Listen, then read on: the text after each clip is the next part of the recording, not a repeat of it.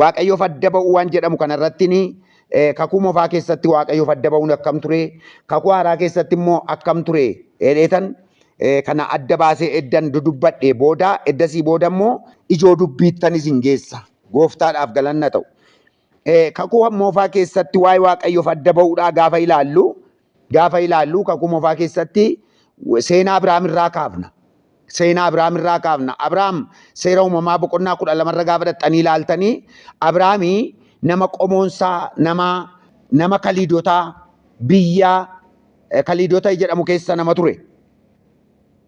Nama Waaqayyoof qulqullaa'ee nama jiru hin turre.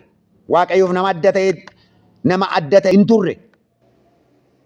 Qeen abbaa isaatii inni zariinsaa hundumtuu namoota waaqolii tolfamaa keessa jiraatanii achi keessatti wanta waaqolii tolfamaa hojii waaqolii tolfamaa namoota hojjetan turan irraan kan hafe jalqabuma isaa kaasanii nama Waaqayyoof adda ba'an hin turre bira.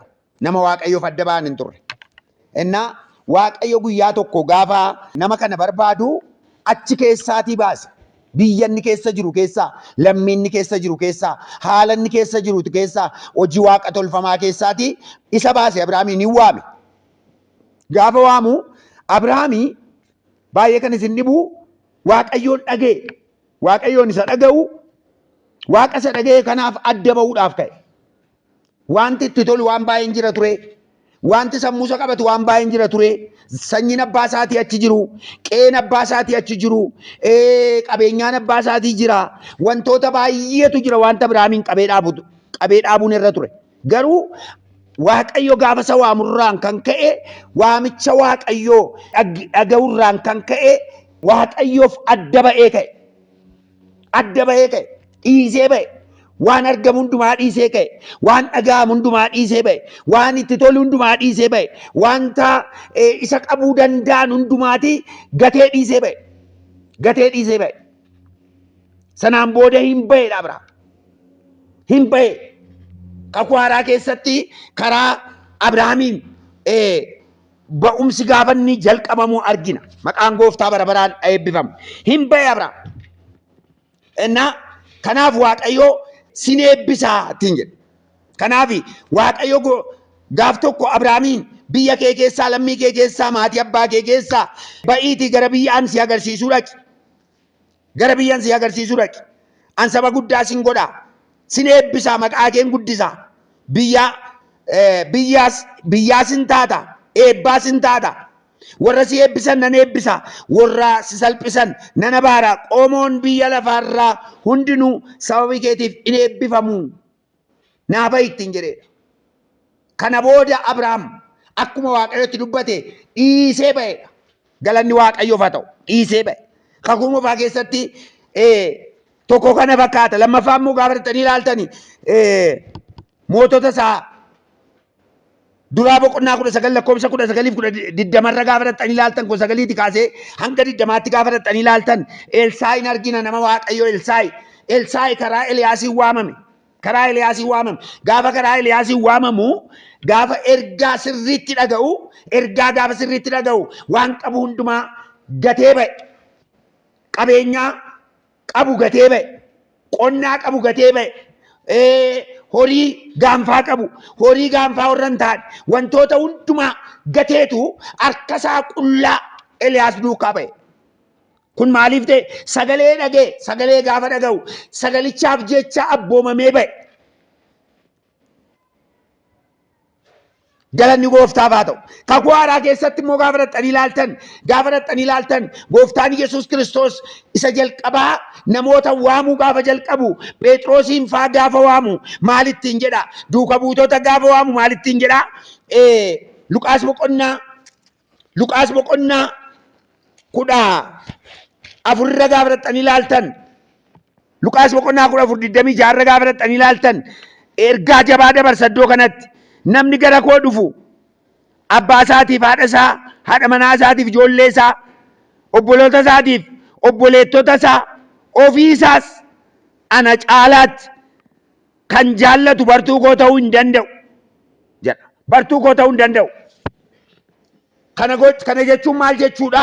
namni abbaa isaas dhiisuutu irra jiraata, haadha isaas dhiisuutu irra jiraata, haadha manaa isaas ijoollee isaas dhiisuutu irra jiraata, hiriyoota isaas dhiisuutu irra jiraata, irra darbeeyyuu immoo ofii isaa dhiisuutu irra jiraata.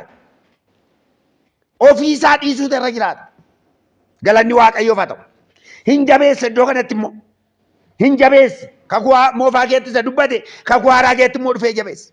Kakuu haaraa keessatti sagalee Waaqayyoo gaafa dubbatu akkasittiin jalqabaa gooftaan Yesuus Kiristoos waamicha namootaaf utuu inni godhu argina. Waamicha namootaaf utuu inni godhu argina. Egaati Yohaannis boqonnaa 12 irratti illee kanuma dubbata 25 irratti namni lubbuu isaa naaf jedhee hin laanne ofii isaa balleessa. Lubbuu isaa naaf jedhee kan laatu immoo jireenya bara baraa isa eeggata. Jireenya bara baraatu isa eeggata. Jireenya bara baraatu isa eeggata. Namni jireenya isaa anaaf jedhee dhiisu jireenya bara baraatu isa argata. Namni immoo jireenya isaa hin dhiifne ofii isaa balleessa.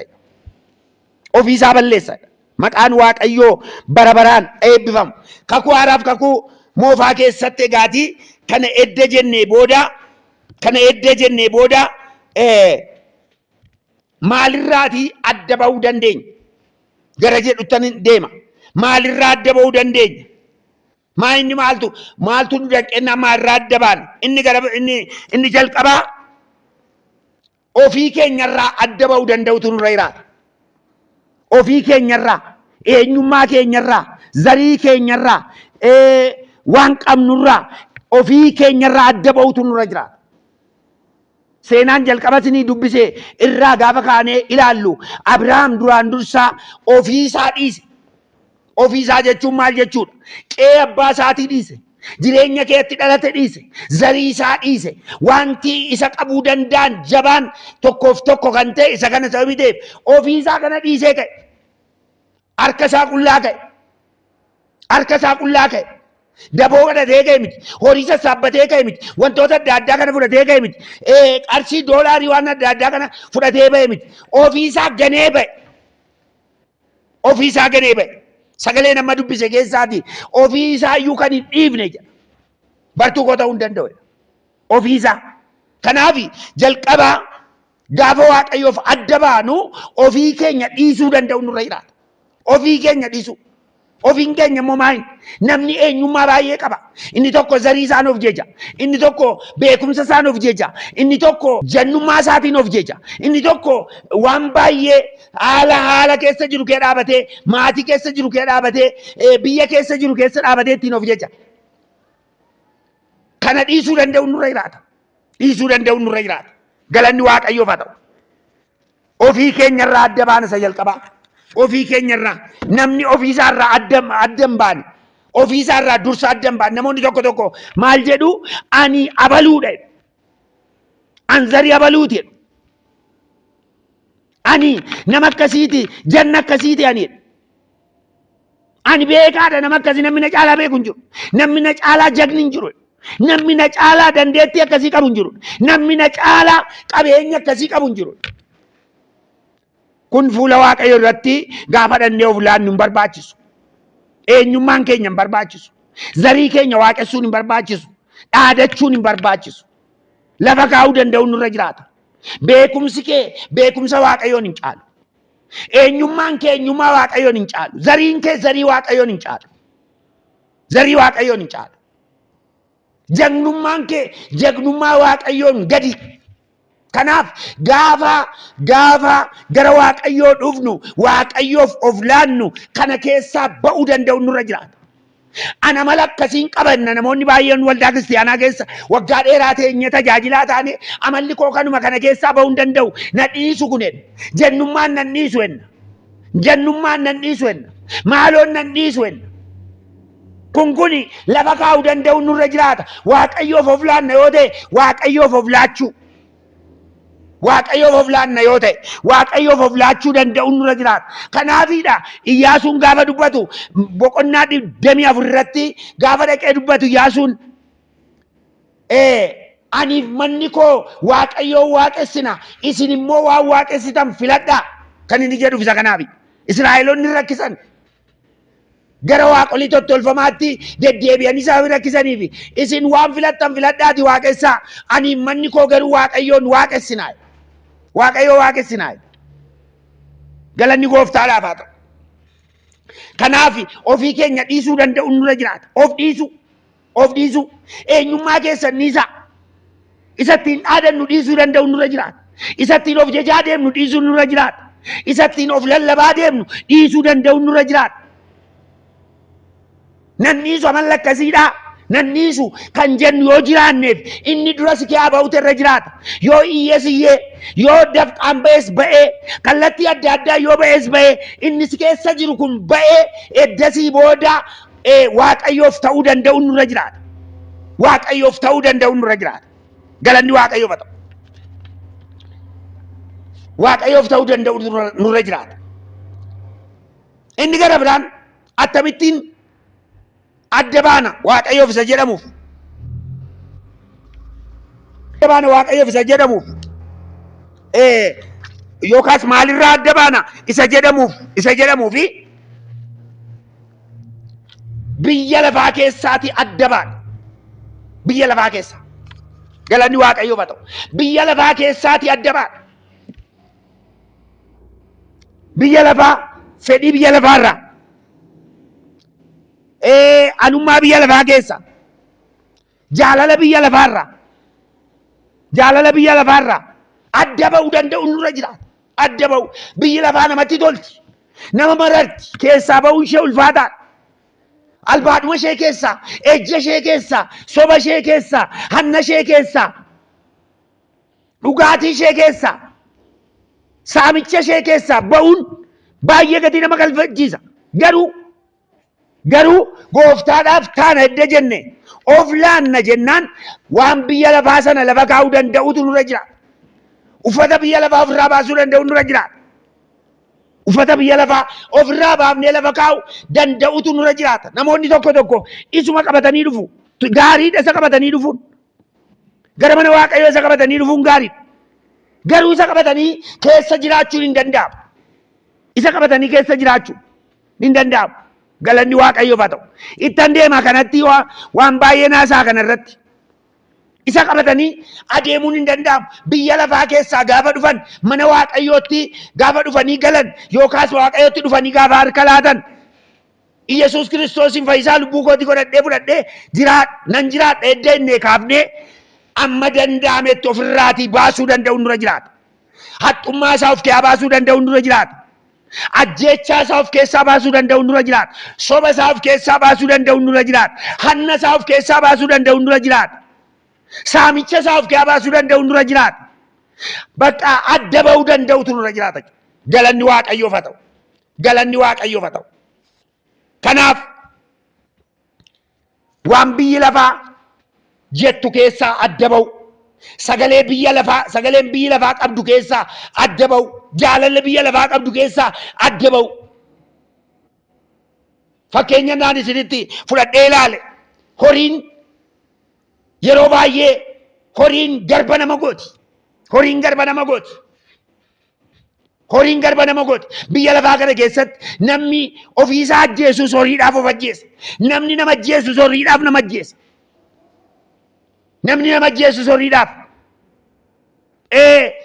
Biyya lafaa kana keessatti gaafa ilaaltan addunyaan kun kan isheen ol caccabsitu, ol irra baatu, ol baballeessitu inni caalaansaa tokko horiidha. Lammaffaan immoo beekamtummaa argachuuf zinnaa isa jedhamu. Beekamtummaa argachuuf amma nan ga'a nan mul'adha. Argamuutu narra jiraata. Addunyaa kana keessatti argamuun narra jiraata. Addunyaa kana keessatti beekamuun narra jiraata. Addunyaa kana keessatti of agarsiisuun narra jiraata. Isa jedhamuuf namni ol caccabsa, ol balleessa. Inni tokko biyya isa tokko balleessuu barbaada. Inni tokko jireenya isa tokko balleessuu barbaada. Inni tokko qabeenya isa tokko balleessuu barbaada. Kun maaliin annan darbaa bakka eenyummaa ofiisaatiin mul'isuuf jecha isa tokko irra jetee darbuu barbaada. Har'a waan isiitti dubbadhu keessaa inni tokko Inni tokko biyya lafaa keessaa adda ba'u. Eenyummaa ishee keessaa adda ba'u. Eenyummaa ishee keessaa adda ba'u. Of allaadhannaa jetteef eenyummaa ishee dhiisu, eenyummaa biyya lafaa dhiisu. Akka nama wayyaa ofirraa baasuutti waan biyya lafaa ofirraa baafnee gatuu danda'u nurra jiraata. Maleessa olitti qabnee adeemuun hin danda'amu. Adeemuun hin danda'amu. Garbichi tokkodha jira gooftaan Yesuus Kiristoos. Gooftaa lamaaf abboomamuu hin danda'uudha. Yookaan biyya lafaa horiisheef abboomamuu yookaan immoo gooftaadhaaf bitamuu danda'utu irra jiraata. Bitamuu danda'utu irra jiraata. Gamaa gamanatti qabannee adeemna yoo ta'e, sakanas jaallannee adeemna yoo ta'e, akkasitti hin deemamu mana Waaqayyoo keessa. Akkasitti gooftaa wajjin deemuun hin danda'amu. Adda ba'uu danda'u nurra jiraata. Adda ba'uu danda'u. Akkamittiin adda baana? Tokkoffaan akkamittiin adda baana? Inni tokkoffaan qulqullaa'uudhaan adda baana. Of qulqulleessina. Namummaa keenya qulqulleessina. Jireenya keenya qulqulleessina. Sobarraa of qulqulleessina. Ejjarraa of qulqulleessina. Hannarraa of qulqulleessina. Nama ajjeesuurraa of qulqulleessina. Jibbarraa of qulqulleessina. Hamachuurraa of qulqulleessina. Of qulqulleessuu danda'u nurra jiraata. Kanaafiidha sagalee Waaqayyoodha Abrahaamitti gaafa dubbatu bayi gaafa jedhu achumatti dhaqee Waaqayyo wanta barbaadu godhee fi waan barbaadu irratti dhangalaasee achumatti ittiin hojjechuu hin dadhabne. Iddoon inni jiru sirrii miti. Naannoo inni keessa jirutu sirrii miti. Biyya inni keessa jiru sirrii miti. Aadaa inni keessa jiru sirrii miti. Jireenya inni jiraachaas jiru sirrii miti. Kanaaf bayyee.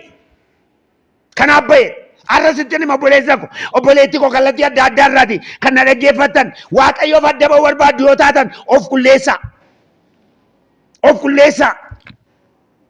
Of qulleessaa. Iddoo jirtanii ba'a. Mandara hin taane keessaa ba'a. Magaalaa hin taane keessaa ba'a. Mana hin taane keessaa ba'a. Haala hin taane keessaa ba'a. Nagada hin taane keessaa ba'a. Hojii hin taane keessaa ba'a. Waan Waaqayyo irraa sin fageessu keessaa ba'a. Waaqayyo irraa waan sin fageessu keessaa. Yeroon jedhu hojii dhiisaa miti. Nagada dhiisaa miti. Wanta Waaqayyo irraa sin fageessu keessaa ba'a. Wanta Waaqayyo irraa isin fageessu irraa ba'a. Galanni Waaqayyoof haa ta'u. Sagalee Waaqayyoo macaafa Iyyaasuu boqonnaa 3 irra gaafa dhattanii ilaaltan har'a of qulqulleessaa bor waan haaraan isinii wajjin hojjedhaa. Warra of qulqulleessanii Waaqayyo wajjin deemuu barbaadanii hojii Waaqayyoo dhaabata.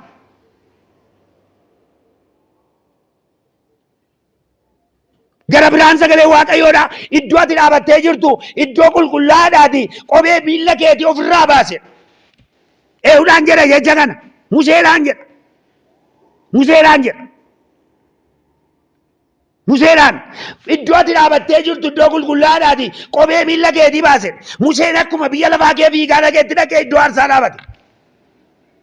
Akkuma biyya lafaa keessa fiigaa turetti, akkuma nama ajjeesaa turetti, akkuma harkisaa dhiiga ta'etti, akkuma iddoo adda addaa narra fiigaa turetti fiigee dhaqee iddoo aarsaa irra ba'e. Fiigee dhaqee iddoo aarsaa irra ba'uunsaa gaariidha garuu wanta sarra jiru baasuu danda'utu irra jira. Kana kan nu rakkise bara kana. Bara kana kan nu rakkise kanaadha. Ituu waan tokko of qulqulleessuu yaadin namni iddoo aarsaatti fiiguu barbaada. Waldaa kiristiyaanaa kee gara iddoo aarsaatti fiiga of hin qulleessine iddoo aarsaa barbaada. Jireenya isaan qulqulleessine ta'e adeemsa isaan qulqulleessine iddoo aarsaatti ba'uudhaaf ariifata. Ituu iddoo aarsaatti hin bahin fuula Waaqayyoo irratti hin bahin fuula dura Waaqayyoof hojjechuutu hin jalqabiin fuula dura of qulqulleessuu danda'utu nurra jiraata. Zinnaa kee dura lafa kaa'i. Eenyummaa kee dura lafa kaa'i. Dura lafa kaa'i. Biyya lafaa keetti isa hojjechaa turte dura ofirraa baasiiti of qulqulleessi of miici. Isaayaas boqonnaa 6 irratti dubbifadhu lakkoofsa 7 irratti Iliyaas maannoo Isaayyaas ulfina waaqayyoodhaan gaafa ulfina waaqayyoo argu yaa waaqayyoo an saba qulqullaa'an taane keessa saba cubbuudhaan guute keessa anis cubbuu ta'eetan jira yaa waaqayyo dhee gaafa inni waaqayyotti iyyu waaqayyo dhaqeetu abiddaatiin hidhiisaa irraati cubbuu xaragedha. Cubbuu irraa haqamedha. Saba waaqayyoo garboota waaqayyoo fuula waaqayyoo dura jirra kan ofiin jettan duraan dursaa of ilaala. Duraan dursa of qulleessa. Tajaajilli hin darbu. Dhugaan isinitti hima. Tajaajilli hin darbu. Tajaajilli eenyu sin harkaan fudhatu isa waaqayyo isinii akeeke. Gara tajaajilaatti fiiguu dura of qulleessuun gaariidha. Gara iddoo aarsaatti fiiguu fuuldura of qulleessuun gaariidha. Mana waaqayyoo keessatti hojii adda addaa hojjechuun fuuldura of qulleessuun gaariidha. Adda ba'uu jechuun inni jalqabaa of qulleessuudha. Inni jalqabaa of qulleessuudha. Namoonni baay'een gara waaqayyoo dhufaniitu ituu ji'a tokko ji'a lamatuun durin faarsaa baasuu jalqabuu argina. Tajaajila gurguddaarra waltajjii gurguddaarra ba'uu isaanii argina. Amanuu isaanii hin dhageenye. Gattaanii barachuu isaanii hin dhageenye. Cuubamuu isaanii hin dhageenye. Barumsa duukaa buutummaa barachuu isaanii hin dhageenye. Indaganaa tajaajila barachuu isaanii hin dhageenye. Guyyaa muraasa booda amananii guyyaa muraasa booda amma immoo miidiyaa isa kana fuuraa irratti argina. Miidiyaa isa kana fuuraa irratti argina. Machee na'u. Yoom ta'e kun? Yoom ta'e? Obboleessa koo dhaabadhuuf ilaali. Boris akkuma kana gadi baatee fiidda. Boris akkuma kana utaaltee gadi baata akkuma utaaltee ol galtee tajaajila jalqabdee utaaltee gadi ba'uun sanuma ta'a sababii ta'eef amma dhaabadhuuti obbisheessi. Dhaabadhu of ilaali attamittan mana waaqayyoo kee deddeebi'aan jira. Attamittan nama waaqayyoo wajjin jiraadhaan jira. Attamittan tajaajilaan dhumarraadha. Attamittan tajaajilaan dhumarraadha. Attamittan tajaajilaan dhumarraadha. Fiiganii ol galanii fiiganii iddoo aarsaarra akkuma ba'an fiiganii gadi ba'anii sokkuutu jira sababii ta'eef isa fuuldura of qulleessuun of ilaaluun of qaqqajeessuun of babbareechisuun barbaachisaadha. Galanni waaqayyoof haa ta'u. Abrahaamin gaafa laaltan of qulleesse Abrahaam hin ba'e bakka talayyee ለእግዚአብሔር ለእግዚአብሔር talayyee bakka iddoo aarsaatti ba'e. Maannoo ofiisaan ba'e hin ba'e. Gaafanni kaameeraa waaqayyoo keessa galee waaqayyoof ta'u waaqayyoo akkaataa inni itti adeemu adeemsa isaa kana booda waan inni ta'uun irra jiraatu maal akka inni ta'u akka eebbifamu sabaaf eebba akka inni ta'u qomoo lafarra jiraatan hundumaaf eebba akka inni ta'u waaqayyoo itti dubbate. Kaameeraa waaqayyoo kee gala. Kaameeraa isa kan biyya lafaa kee abaati kan waaqayyoo keessa gala. Kun immoo maaloodha maqaansaa of qulqulleessuudha.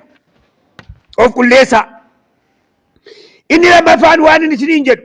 Inni lammaffaan waan inni isiniin jedhu. Akkamittiin adda baana isa jedhamu jalatti waan ani isiniin jechuu barbaadu.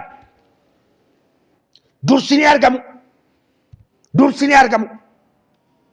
Adda naa ba'e iddoo waaqayyoo jedheeti adda ba'uuf dursuun sirra jiraata.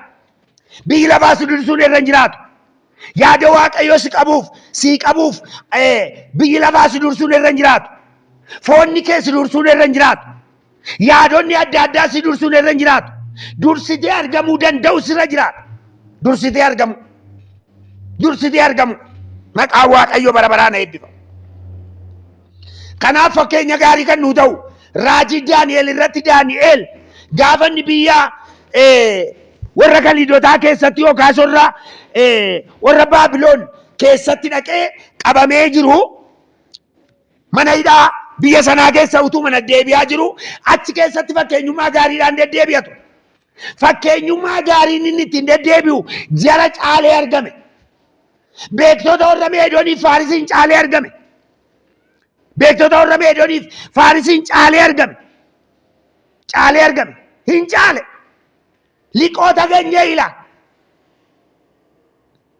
liqoota keenya ila caalee argamedha macaafni qulqulluun. ሃሌሉያ ሃሌሉያ ክብር ለአምላካችን ለእግዚአብሔር ገለኒ ዋቀዮ ፈተው ጫሌ አርገሜ ጫለኒ አርገሙ ዋንጀ ሙረተን wanti darbachuu barbaad caaltee argamuu danda'u sirra jiraata boleessa ko biyya lafaa kana caaltee argamuu danda'u yaada isaa caaltee argamuu danda'u fedha isaa caaltee argamuu danda'u hawwii isaa caaltee argamuu danda'u beekumsa isaa kallattii adda addaatiin wantoonni adda addaadhaa olii gadi makamu kana caaltee argamuu danda'u sirra jiraata yoo kanan ta'u ta'e akka Phexros bishaaniin gadi dhugame san ittiin gadi dhugamta. ittiin gadi dhugamta ittiin nyaatamta caalteen argamtu taanaan tajaajilli kee caalee argamu raajummaan kee caalee argamu waan ati gootu jireenya hafuuraan ati jiraattu caalee argamuu danda'utu irra jiraata. Macaafa raajii Daani'el boqonnaa 6 lakkoofsa 3 irra gaafa fudhatanii ilaaltan Daani'el hafuura gaarii sababii qabu fedha. hafuura gaarii sababii qabuuf warra taayitaadhaan biyya sana keessaa taayitaadhaan sadarkaa olaanaa irra jiran jedhamurra caalee argame. Caalee argame. Baay'ee kan isin dhibu Daani'el biyya sanatti orma. Biyya sanatti hidhamaadha. Biyya sanatti mirgan qabu ture. Garuu baay'ee kan isin dhibu adeemsanni adeemaa jiru waaqayyo wajjiniitiin adeemsanni adeemaa jiru irraan kan ka'e sadarkaan isaa caalee argame. Ameen ameen ameen. Arrasittan hima maqaa Yesuusiin biyya jirtu keessatti waldaa jiraattu keessatti tajaajila irra jirtu keessatti magaalaa jirtu keessatti hafuurri caalee si argamsiisu sirraa dhufu. Hafuurri caalee si argamsiisu maqaa Yesuusiin biyya lafaa caalee argame. maqaa Yesuusiin waltajjii jiru irratti caalee argami maqaa Yesuusiin taayitaadhaan caalee argami. Hafuurri Waaqayyoon nama caalchisu si keessaa bulu si keessaa jiraatu kanan si hawwa karaa deemtu irratti hojii hojjettu keessatti nagada nagaddu keessatti maqaa Yesuusiin hafuurri caalee nama argamsiisu si keessaa bulu. Galanni Waaqayyoof haa ta'u maqaan Waaqayyoo eebbifamu. Kanan siin jechuu barbaada. Egaati waan nama dubbadhe keessaa waan nama dubbadhe Waaqayyoof adda ba'u eddan jedhee booda kakuu moofaaf kakuu haaraa kakuu moofaa keessatti Abrahaamin argina. Kakuu haaraa keessatti immoo duuka buutota olii wajjin ilaallee turre. Luqaas boqonnaa 10 lakkoofsa 26 akkuma kana immoo Yohaannis boqonnaa 12 lakkoofsa 25 ilaallee turre. Maalirraa adda baana isa jedhamuuf ofii keenyarraa jalqaba adda ba'uutu nurra jiraata. Inni lammaffaa biyya lafaarraa adda ba'uutu nurra jiraata inni ilaallee turre. Akkamittiin immoo adda baana? Qulqullummaadhaan adda baana. Akkamittiin adda baana?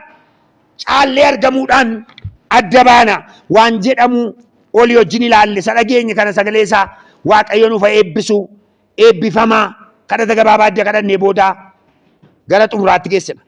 Amanamaadhaaf hundumaa kan dandeessu yaa Waaqayyo abbaa keenyaaf gooftaa keenya gargaarsa keef gaarummaa kee hundumaaf maqaan kee bara baraan eebbifamu. Amma immoo jaalala kee taanaan yaa Waaqayyo nu gargaartee amma sa'aatii kanaatti nu wajjin taatee yaa Waaqayyo gooftaa gidduu keenya waan turteef galanni siif haa ta'u. Ergaa kana immoo nuuf eebbisi. Maqaan kee haa ulfaatu. Maqaan kee haa kabajamu. Namoonni sagalee kana dhaga'an yaa Waaqayyo akka isaan itti eebbifaman manni isaanii jireenyi isaanii akka inni itti eebbifamuuf maqaa Yesuusiin adaraa jedheensi kadhadhaa. Waan gootuuf si haa galatu maqaa Yesuusiin ameen. Eebbifamaa Waaqayyo isin haa eebbisu.